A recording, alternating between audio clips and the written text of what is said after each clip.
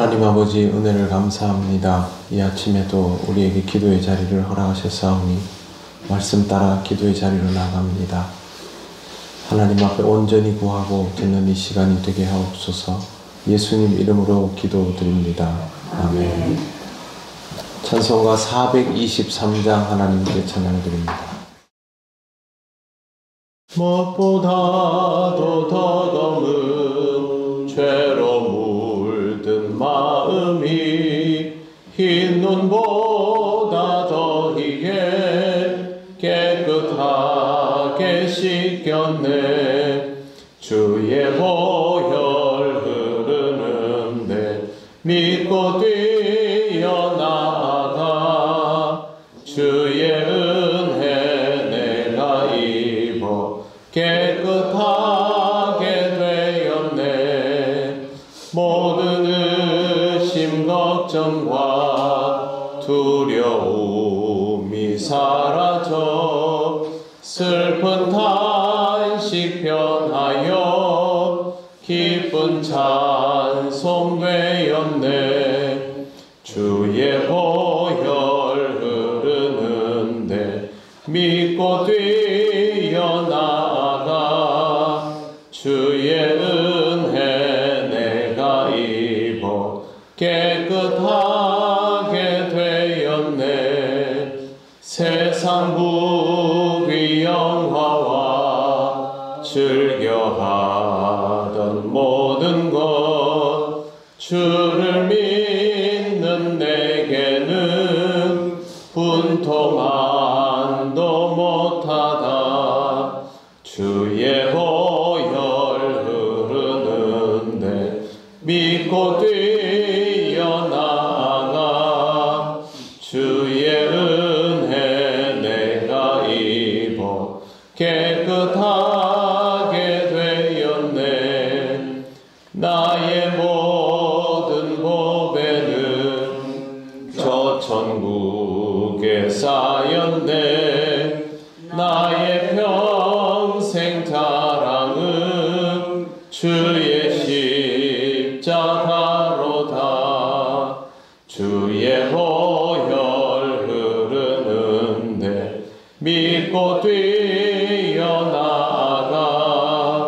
주의 은혜 내가 입어 깨끗하게 되었네.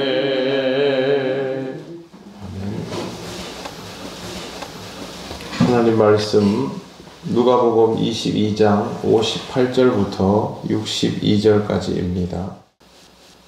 한 절씩 교독하겠습니다. 조금 후에 다른 사람이 보고 이르되 너도 그 도당이라 하거늘 베드로가 이르되 이 사람아 나는 아니로라 하더라.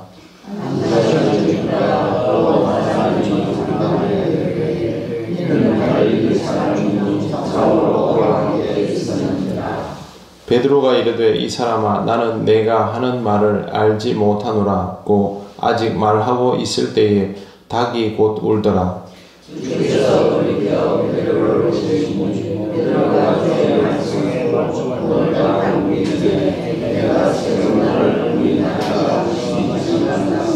같이 읽겠습니다. 밖에 나가서 심히 통곡하니라. 아멘.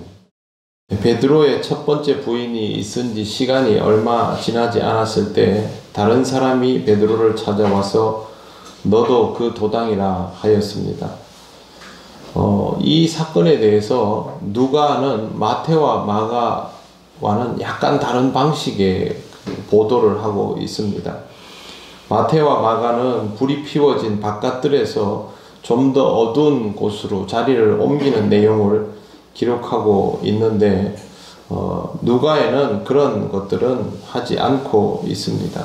베드로가 굳이 이 자리를 떠나지 않고 있는 것은 예수님에 대한 또 제자 공동체에 대한 나름의 책임감과 리더십일 것입니다.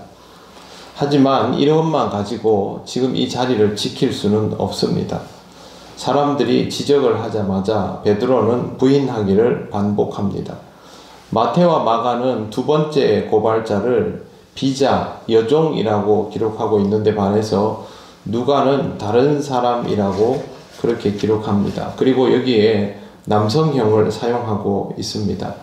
즉 마태와 마가는 한 사람이 계속 베드로에 대해서 지목을 하는 형태이고, 누가는 굳이 그런 식의 기록을 좀 피하는 형태입니다. 왜 그런고 하니 마태와 마가보다 누가가 초대교회에 대한 이해도가 높은데, 이 복음서가 기록되고 읽혀질 당시에는 베드로는 초대교회의 사실상의 수장이기 때문에 최대한 순화를 시켜서 내용을 보도하고 있음을 볼 수가 있습니다. 그렇기 때문에 여기에 나와 있는 이런 내용들을 그대로 적나라하게 기록하기보다는 그냥 이 사람 저 사람 그렇게만 표현을 하고 있는 것입니다. 뭐 그렇게 기록한다고 해서 베드로의 부인함이 사라지는 것은 아닙니다. 정말 뼈아픈 말은 너도 그 도당이라 라는 표현입니다. 첫 번째 기록에는 이 사람이 라고 지적하고 있습니다. 그 말은 베드로를 향해서 직접 그렇게 하는 것이 아니라 다른 사람들에게 베드로가 그런 사람이다 라고 사실상 이렇게 소개하고 있는 형태인데, 두 번째는 너도 라는 표현을 사용하고 있습니다. 직접 손가락질 하면서 당신이 도당이 아니냐라고 말하는 것이거든요. 그렇기 때문에 더 직접적인 지적이고, 베드로는 사실 자신을 직접 지목하면서 대놓고 말을 하기 때문에 부인하기가 더 어려운 상황이었습니다. 그러나 베드로는 다시 한번 주님을 부인을 합니다. 한번 부인하면 끝날 줄 알았지요. 그러나 끝나지 않습니다. 거듭 요구를 하면서 그 구체적인 요구는 더 부담이 되어서 다가오는 것입니다. 그리스도를 믿는 사람은 주님을 부인할 수 없습니다. 살아가다 보면 결국 내가 예수를 믿노라 하는 고백을 하게 되어 있는데, 베드로는 그 순간을 피하려 한 것입니다. 그런데 보시면 이렇게 되어 있습니다. 59절에 보시면 이렇게 되어 있습니다. 1시간쯤 있다가 또 한 사람이 장담하여 이르되, 수위가 점점 높아집니다. 이번에는 장담하는데 중요한 것은 1시간입니다.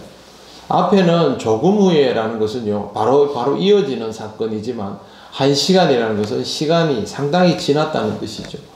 보통은 한 번 그러고 두 번 그러고 부인을 하면 그냥 그대로 상황이 끝나버려야 일반적입니다.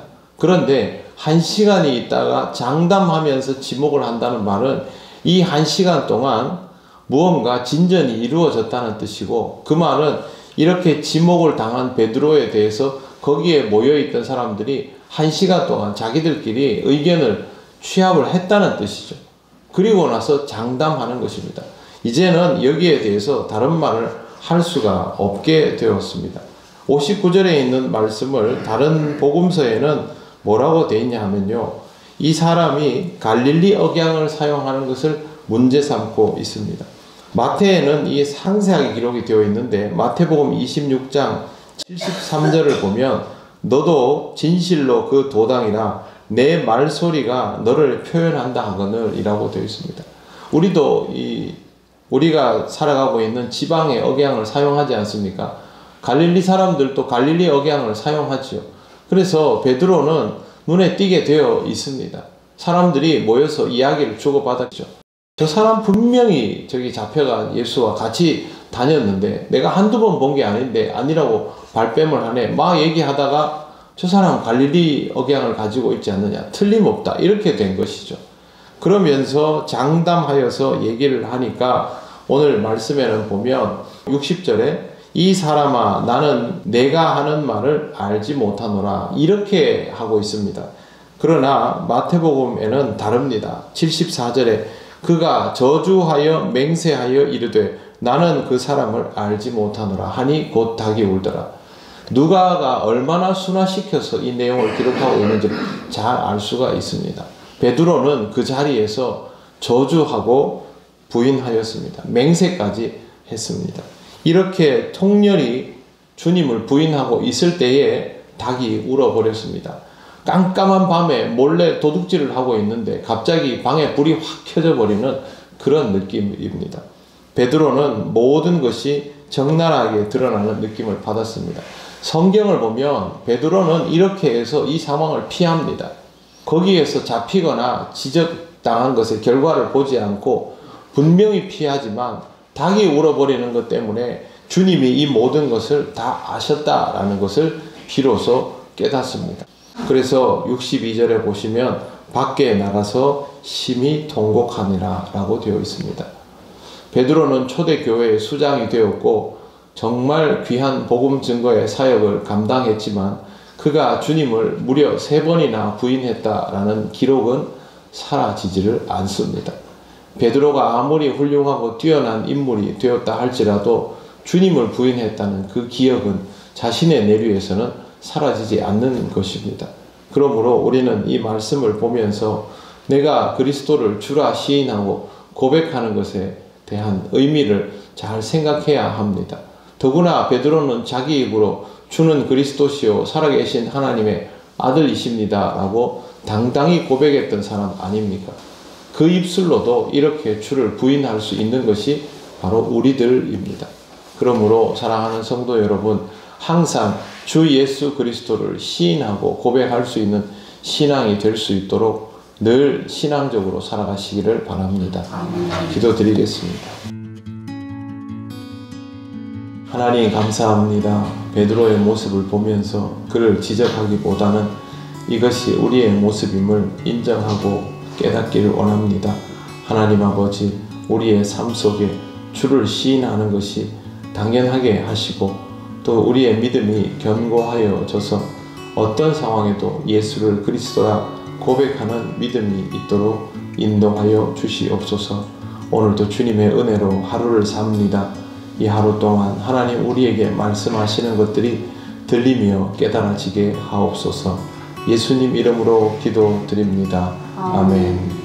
하늘에 계신 우리 아버지, 아버지의 이름을 거룩하게 하시며 아버지의 나라가 오게 하시며 아버지의 뜻이 하늘에서와 같이 땅에서도 이루어지게 하소서. 오늘 우리에게 일용할 양식을 주시고 우리가 우리에게 잘못한 사람을 용서하여 준 것 같이 우리 죄를 용서하여 주시고 우리를 시험에 빠지지 않게 하시고 악에서 구하소서. 나라와 권능과 영광이 영원히 아버지의 것입니다.